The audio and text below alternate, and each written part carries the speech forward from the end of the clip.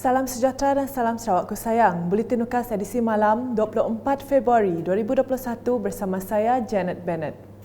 Tumpuan berita malam Kerajaan Sarawak telah dimaklumkan oleh pihak Petroleum Nasional Berhad Petronas mengenai penemuan medan gas di perairan Sarawak. Menurut kenyataan yang dikeluarkan oleh Pejabat Ketua Menteri pada Rabu, penemuan dua medan tersebut adalah di Telaga Cari Gali, Lang Lebah 2, Blok SK410B di wilayah Lukonia Tengah pada 2 minggu lalu dan satu lagi penemuan adalah di Telaga Dokong 1 di Blok SK417 yang baru diumumkan. Sehubungan itu, kenyataan tersebut memaklumkan kerajaan negeri akan melakukan perbincangan lanjut berdasarkan syarat Perjanjian Penyelesaian Komersial CSA yang akan memberi manfaat besar kepada Sarawak dan Petronas. Berita seterusnya, Ketua Menteri Sarawak Datuk Petinggi Dr. Abang Abdul Rahman Zohari Tun Datuk Abang Openg pada Rabu menyerahkan cek kepada Pertubuhan Pergerakan Penyelidikan dan Pembangunan Singai Sarawak (REDIMS) di pejabatnya Wisma Bapa Malaysia. Menurut Presiden REDIMS, Datuk Peter Nansian Ngusi ketika ditemui media berkata, penyerahan cek tersebut merupakan penambahan daripada cek yang diterima sebelum ini bagi menyiapkan projek Kampung Budaya Bidayuh di pusat REDIMS. Hari ini 3.6 million, tapi dulu beberapa bulan dulu dia bagi kami 2 million. Jadi jumlahnya yang dibagi oleh provinsi kita sekarang ialah 5.6 juta. Tapi sebelum itu kita dapat juga dana dari kerajaan pusat dan kerajaan negeri untuk kita merancangkan projek ini. Jelasnya projek tersebut telah siap 70% dan akan dibuka secara rasmi pada tahun hadapan. Dalam pada itu, Datuk Peter merakamkan penghargaan kepada kerajaan pusat dan negeri atas peruntukan yang diberi. Jadi kami mengucapkan ribuan terima kasihlah kepada kerajaan pusat dan negeri yang bantu kita dapat menyediakan projek ini, bukan saja untuk pihak REDIM tapi semua rakyat Sarawak, dan juga kita dapat juga mengadakan event-event at the state level, even at the national level. Beralih ke laporan harian COVID-19, dengan Sarawak mencatatkan sebanyak 353 kes positif baharu pada Rabu, iaitu jumlah tertinggi yang pernah dilaporkan di negeri ini.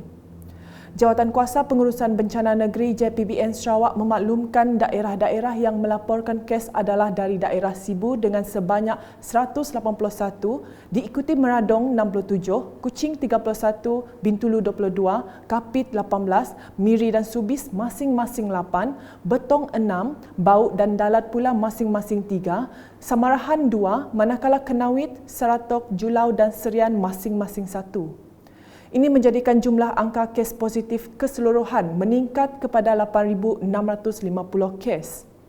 Turut dimaklumkan terdapat 139 kes baharu yang telah pulih dan dibenarkan discharge pada hari ini dari Hospital Sibu 78, Hospital Miri 21, Hospital Umum Sarawak 18, PKRC di bawah Hospital Kapit 15, Hospital Bintulu 5 dan PKRC di bawah Hospital Serikir 2.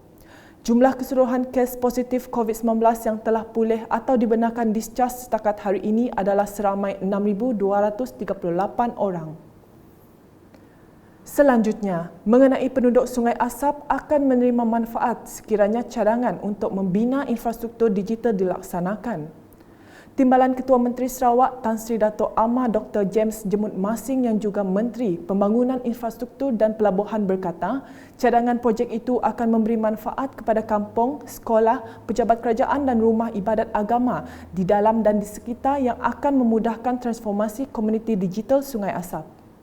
Dalam satu kenyataan media pada Rabu, Tan Sri James memberitahu penyediaan infrastruktur rangkaian digital tersebut akan menyediakan perkhidmatan jalur lebar internet berkelajuan tinggi sehingga 100 Mbps kepada masyarakat luar bandar dan rakyat, kemudiannya dapat menyertai dalam ekosistem digital Sarawak. Ujar beliau, ia juga akan mempermudah dan mengumpul pengetahuan global dan aplikasi ICT untuk masyarakat luar bandar menerapkan ekonomi digital sehingga menjadi perangsang kepada smart government dan transaksi wang digital melalui aplikasi seperti Sarawak Pay. Tambah beliau lagi, inisiatif itu akan diperluas untuk komuniti lain seperti di Kapit, Bukit Mambong dan kawasan lain yang tidak mempunyai akses internet. Beralih ke laporan di Limbang, penduduk di 4 buah kampung di pesisir Sungai Limbang kini mulai menikmati limpahan pelbagai projek pembangunan yang dibawa di kawasan berkenaan. Menteri Muda Pemodenan Pertanian Tanah Adat dan Pembangunan Wilayah Sarawak, Datuk Dr. Abdul Rahman Ismail berkata, 4 kampung berkenaan ialah Kampung Lubuk Piasau, Kampung Lubuk Singkantang, Kampung Impai dan Kampung Merasam. Katanya, kampung-kampung berkenaan kini sudah dilengkapi dengan infrastruktur asas seperti jalan raya berbanding sebelum ini, termasuk kemudahan lain seperti dewan, gelanggang futsal, surau dan juga kemudahan ke rumah-rumah seperti jalan simen. Jadi alhamdulillah kerajaan kita selain daripada menumpukan kepada projek-projek besar, kita juga melihat kepada keperluan asas di kampung-kampung dan kebanyakan kampung di Dewan Undangan Ibu Kota sedikit sebanyak telah pun mendapat kemudahan asas ini walaupun tidak lengkap. Beliau berkata demikian semasa ditemui selepas mengadakan lawatan ke tapak projek transformasi luar bandar RTP Dewan Undangan Negeri Dun Bukit Kota dan projek Jalan Simen Agensi Pembangunan Wilayah Utara NRDA pada Isnin. Tambahnya lagi, dana bagi projek-projek pembangunan ini disalurkan melalui peruntukan Kerajaan Sarawak seperti RTP dan NRDA. Dalam perkembangan yang sama, Ahli Dewan Undangan Negeri Adun Bukit Kota itu mengucapkan terima kasih kepada NRDA yang telah memberikan peruntukan bagi membina jalan simen ke rumah. Dan ini terima kasih kepada NRDA kerana telah pun memberi peruntukan ini bagi kawasan Dun Bukit Kota. Daripada NRDA untuk kemudahan seperti ini, untuk jalan simen rumah ke rumah berjumlah 2 juta, untuk pembinaan kalbet dalam 2 juta juga, dan untuk naik taraf jeti kayu kepada konkrit, NRDA telah pun memperuntukkan sebanyak 5 juta untuk kawasan Dun Bukit Kota 2020-2021. 7 buah projek RTP yang telah dilawat adalah seperti tertera.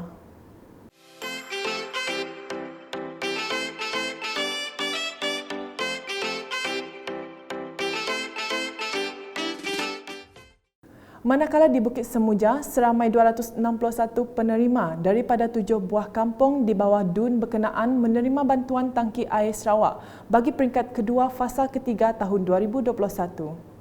Simbolik penyerahan telah dilakukan oleh Pengurus Pusat Khidmat Thomas Baki mewakili Ahli Dewan Undangan Negeri Adun Semuja, John Ilus di Dewan Kampung Triboh pada Selasa.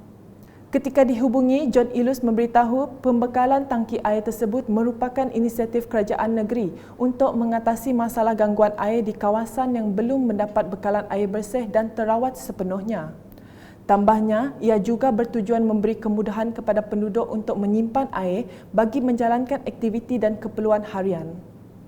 Berikut merupakan senarai 7 kampung yang menerima tangki air Sarawak berkenaan.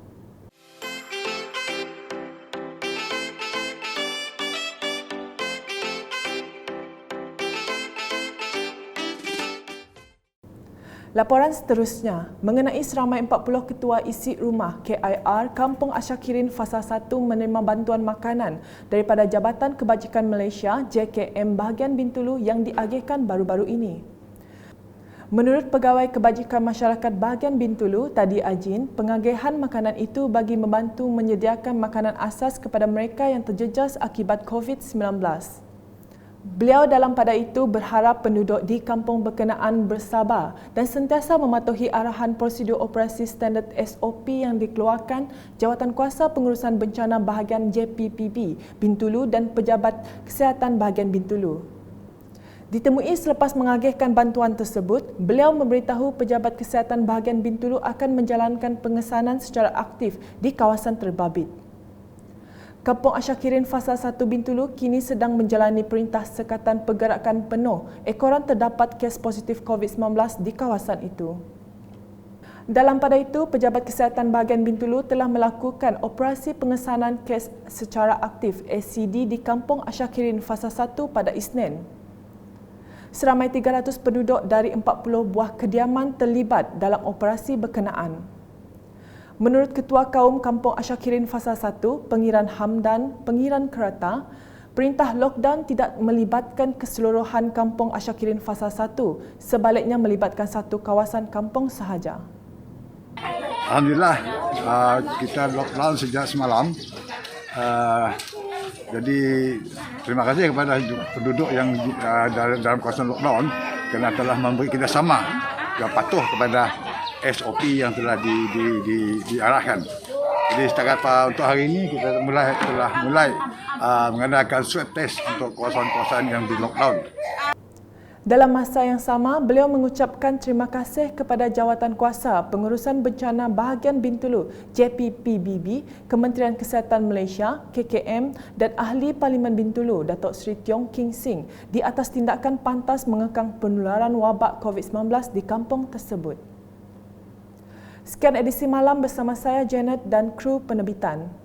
Berita lebih lanjut boleh didapati di semua platform media sosial UKAS, termasuk portal ukas.sarawak.gov.my dan pastikan anda subscribe UKAS Channel di YouTube. Salam UKAS.